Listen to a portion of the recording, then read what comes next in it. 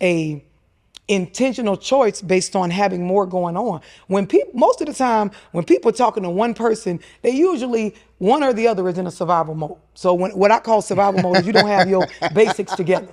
You don't have, the simple adult basics in order, which is why you fucking around with one option. You become interdependent on that person. Yes. Yeah. Everything else that we do as human beings, we weigh out our options. Yeah. I'm somebody, and especially for females, if I'm finna go buy a new purse, I want to see more than one purse. Yeah. I don't want to go in the store and you show me one purse and say, here, purchase this. No, let me see some other colors, styles, shapes.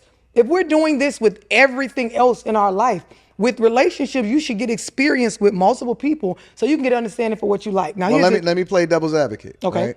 All right. So let's say, I think that's good advice. Mm-hmm. Well, let me give another example where maybe the context would matter a little bit differently, right? Let's say a woman, and maybe you haven't got to this part either yet. Okay. Because, well, let me ask this question. Where does sex get introduced into this spectrum? So for a woman and then for a man. So when I explain relationships, my relationship cycle, there are these stages and then there are levels in each stage, right? All right, I got you. So that's why I wanted to. You give away sex or your intimacy based on the person earning it. I don't care which stage you decide to allow a person to experience you. It just needs to be where they earned it. So that at any of these stages, if we break off and we are no longer going to deal with each other, I can't say as a woman you did anything to me because how far you got, you earned it. True, I feel you. Well, the only problem with that though is that a lot of times for women, they have to become emotionally connected in order for them to be able to have the greatest sexual experiences, which then tie them to that person a lot more. That's true. Extensively, right? So a lot of times they can't have that casual, depending on where they at in that stage. Let's say, for example, I tell them, yeah, you know what I'm saying? I'm not really fucking with you like that. This is just on some casual shit. It ain't going no deeper than that. It's not going to stop her from still trying to change me into being whatever it is that she want me to be. But that is the part that is the stupidity on our part. Can they help it? Yeah, we can help it. We can. I'm gonna tell you why, right?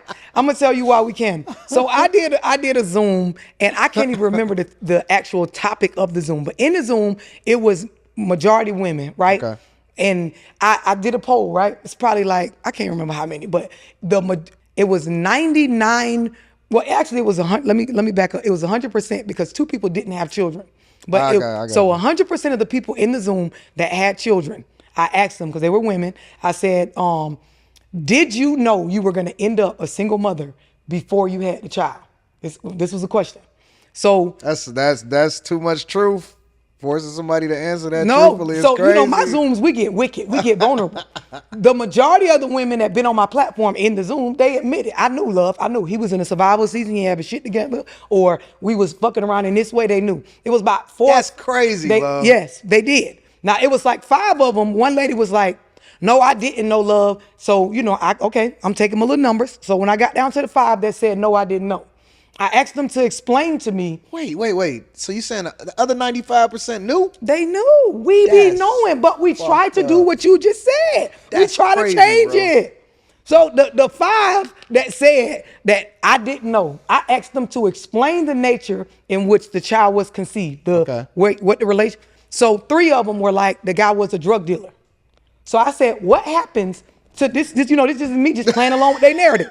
What happens to a drug dealer if he doesn't get out of the streets? Yeah. Just go to jail or die. Correct. So you knew there was a good chance you would end up raising the child by yourself because either he die or he go to jail. Right. Yeah, I did know. Now that you explain it like that. So knock them 3 off. Then the other 2, as they explained the situation, I asked them, the day you peed on a stick and you told the man I'm pregnant, what did he say? When they explained the man's attitude and verbiage towards it, they knew. So you got a room full of women. We all got children, and the whole room knew, but they was on what you saying. I felt like I could change him. And the thing is, it hurts us more than it hurts men to try to change them.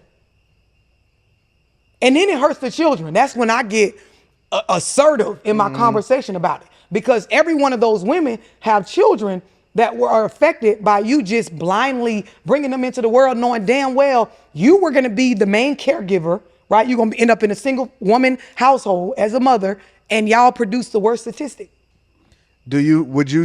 Man, I got so many questions. But I got a ton of questions. Okay, no. But before I get to those questions, because I got to compartmentalize my thoughts, you got to finish explaining to me the spectrum. Okay. So the dating stage is male or female, but especially for us, you want to have options, and you're supposed to be dating them with intent. Okay. And what I mean by that is I have this saying called 8 dates. As women and men, when we go on dates, it should be intentional to what we're looking for, looking to find out about the person. So, if you're a man and you're not necessarily trying to lock in, your dates need to match that. If you're a woman and you're looking for companionship, the dates that you guys go on or your experiences with him, you should be looking to seek things about his character, getting an understanding for what type of person he is. So I give you an example. I tell people, if me and you are dating, and let's say we go on a date to how they have those escape rooms. I don't know if y'all have some here. Yeah, we have. So when you go to those, it's going to show you a lot about the way the person thinks. Yeah. If they're slow, if they're a team player. If we get in here and as a woman, I'm snatching the clues and just solving them and running us through this. And you know what I'm saying? I'm not allowing you a chance, not really, allowing you to take the lead. Yeah, you can see the sentiment of a person. Yes. Yeah. Dates where, and I'm a firm believer in this, dates where we go where it's crowded and it takes a lot to find a parking spot or, you got to wait in line. My patience level going to come out. You know what I'm saying? These are the type of dates where I'm getting to know your character and you don't even realize it. Dates where we are learning a new skill. Like a lot of people don't know how to golf. So if you go somewhere where you pay for us around the golf. Let me see how both of us do with someone else coming in and teaching us something. How much patience do I have? Do I get frustrated? Do I get bored? Yeah. Because this is something I can't show out in front of you with. There are a lot of us as women, we go golfing or we do something outside. This ain't allowing you to look at my ass and all of that. Yeah. So I might lose interest in the date because I'm not able to get all the attention. And then for some men, they can't take like a male instructor coming in and teaching us and him not being the leader in this. It shows you a lot. So during the dating stage, we should be doing this 8 dates. Most people won't make it past 4 on intentional dating. Mm-hmm. Because you find out by like date 4 that this ain't it. Mm-hmm. And you might have fucked or not, but you realize from a very mature space that we ain't really each other cup of tea.